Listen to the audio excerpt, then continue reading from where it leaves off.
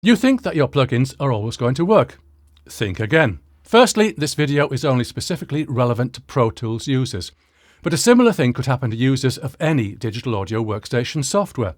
My point is that you could be happily using your DAW and third-party plugins, then you update your DAW software, then your plugins don't work.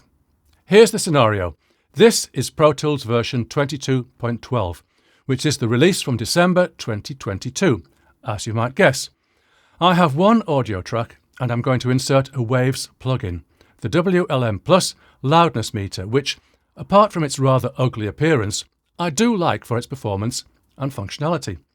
I'll play a bit of audio just to show that it's working, so far. I wandered lonely as a cloud that floats on high o'er dale and hill. Now, suppose I decide I want to use a different plugin. I'll deselect the WLM Plus.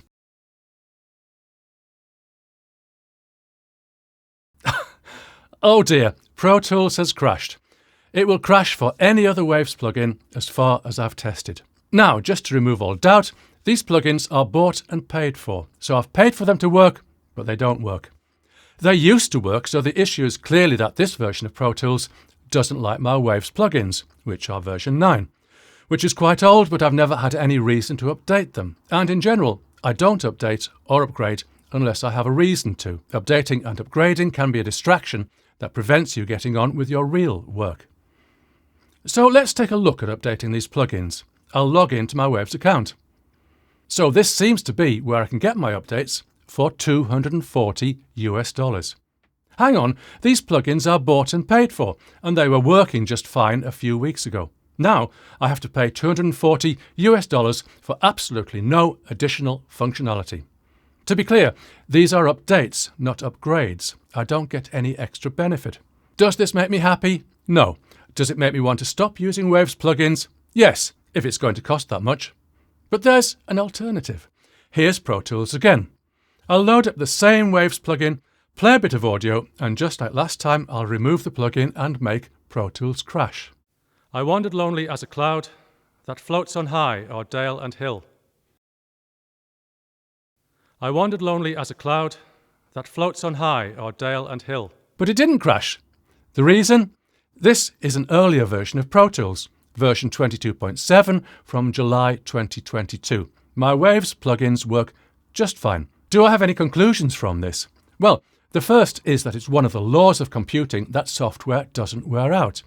It's the hardware that wears out or dependencies get broken. So you can, if you wish, use the same hardware, the same host software and the same plugins for the rest of your natural life, or until the hardware breaks down. You'll never have to pay Waves or anyone else for an update. But will anyone ever do that? A few diehards maybe, but most of us will update and upgrade because we love those bug fixes and new features.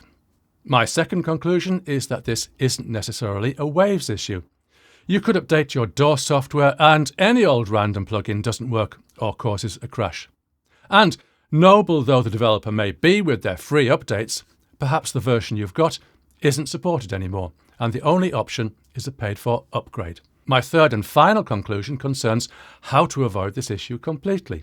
I'm guessing you want to know, and my answer will be in the next video. No, I'll tell you now. If you only ever use the plugins that came free with your DAW, you'll never have this problem. Or if you do, your DAW's developer will fix it quickly with a free update. It sounds a bit crazy never to use third-party plugins, but the standard plugins that are supplied with a Pro Standard DAW are really all you need to win your Grammy. And if you make it your life's ambition only to use factory plugins, you'll spend more time thinking about your music. And since you'll get to know these plugins better than you would 100 third-party plugins, you'll get better audio out of them. Okay, I've said a lot here, and I'm looking forward to your comments.